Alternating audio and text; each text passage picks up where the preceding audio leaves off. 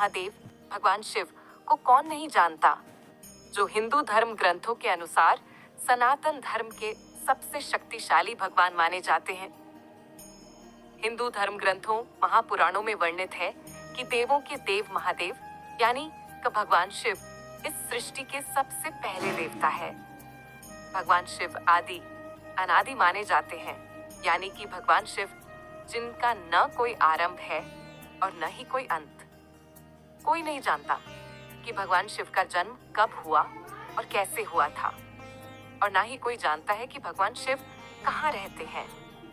बस उनके भक्तों के मन में उनके प्रति आस्था है कि भगवान शिव का निवास स्थान कैलाश पर्वत पर होता था।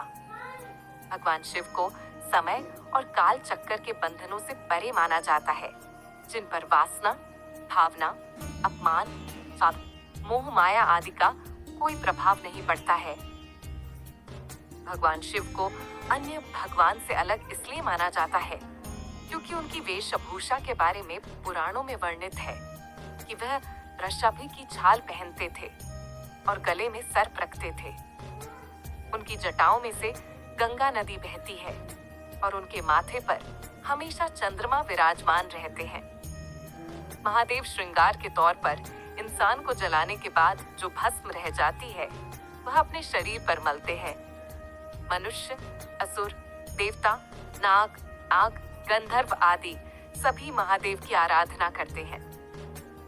महापुराणों भी वर्णित है कि भगवान विष्णु हमेशा महादेव भगवान शिव का ध्यान करते हैं और भगवान शिव हमेशा भगवान विष्णु का ध्यान करते रहते हैं। सभी देवी देवताओं में महादेव ऐसे भगवान हैं जिनको त्रिनेत्रधारी, त्रिलोचन या 3 आंख वाला भी कहा जाता है। तो आइए आज हम भगवान शिव के तीसरे नेत्र के बारे में विस्तार से चर्चा करते हैं। महापुराणों और महाग्रंथों में भगवान शिव के मस्तिष्क पर एक तीसरी आंख के होने का उल्लेख किया गया है। इसी वजह से उनको त्रिलोचन या त्रिनेत्रधारी के नाम से भी जाना जाता है। भगवान शिव अपनी तीसरी आंख से भूतकाल, वर्तमान काल तथा भविष्य में जो भी होने वाला है वह देख सकते हैं, जबकि सामान्य आंखों से यह सब देख पाना असंभव है। भगवान शिव की तीसरी आंख खुलने को प्रलय का रूप भी माना गया है। ऐसी मान्यता है कि भगवान शिव की तीसरी आंख से निकलने वाली क्रोध अग्नि इस धरती के साथ साथ संपूर्ण ब्रह्मांड को जलाने का सामर्थ्य रखती है। भगवान शिव अपने तीसरे नेत्र को तभी खोलते हैं जब फिर वे ब्रह्मांड में झांक रहे होते हैं। ऐसी स्थिति में वे कॉस्मिक फ्रीक्वेंसी या ब्रह्मांडीय आवृत्ति से जुड़े होते हैं।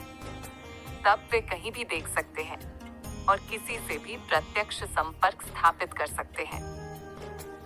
भगवान शिव जी के तीनों नेत्र अलग अलग गुण को प्रदर्शित करते हैं, जिसमें दाएं नेत्र सत्वगुण और बाएं नेत्र रजोगुण और तीसरे नेत्र में तमोगुण का वास है।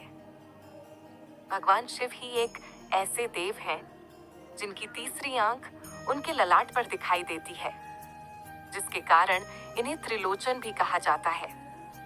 माना जाता है कि शिव का तीसरा चक्षु आज्ञा चक्र पर स्थित है। आज्ञा चक्र ही विवेक बुद्धि का स्रोत है। भगवान शिव की एक आंख में चंद्रमा और दूसरी में सूर्य का वास है और तीसरी आंख को उनका विवेक माना जाता है। भगवान शिव के मस्तक पर उनका तीसरा नेत्र उनकी अन्य सभी देवी देवताओं से अलग पहचान बनाता है। मस्तिष्क के 2 भागों के बीच माथे एक पीनियल ग्रंथि होती है। ये पीनियल ग्रंथि मनुष्य में ध्यान केंद्रित करने में सहायक होती है। भगवान शिव की तीसरी आंख इसी को दर्शाती है। ये पीनियल ग्रंथि मेलाटोनिन नामक एक हार्मोन्स को उत्पन्न करती है, जो सोने और जागने के घटना चक्र का संचालन करता है।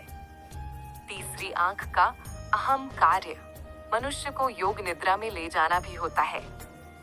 जर्मनी के वैज्ञानिकों का ऐसा मानना है कि इस तीसरे नेत्र के द्वारा दिशा ज्ञान भी होता है।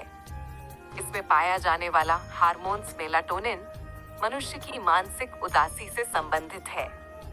अनेकानेक मनोविकारों एवं मानसिक गुणों का संबंध यहाँ स्रवित हार्मोन स्रावों से है।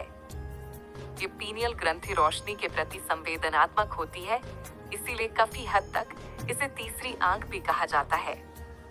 ये इंसान के अवचेतन मन की शक्ति को भी प्रदर्शित करती है।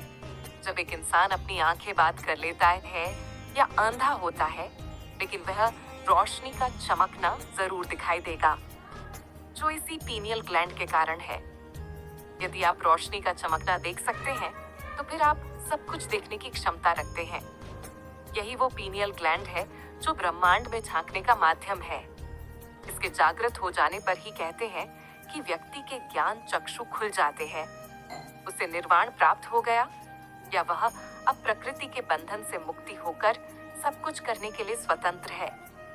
इसके जागृत होने को ही कहते हैं कि अब व्यक्ति के पास दिव्य नेत्र का होना है, जिसके द्वारा माना जाता है कि इस दिव्य नेत्र तीसरी आंख के द्वारा इंसान अपने निकट भविष्य में होने वाली घटना को भी महसूस कर सकता है या अपने सामने वाले इंसान के मन को पा रच सकता है।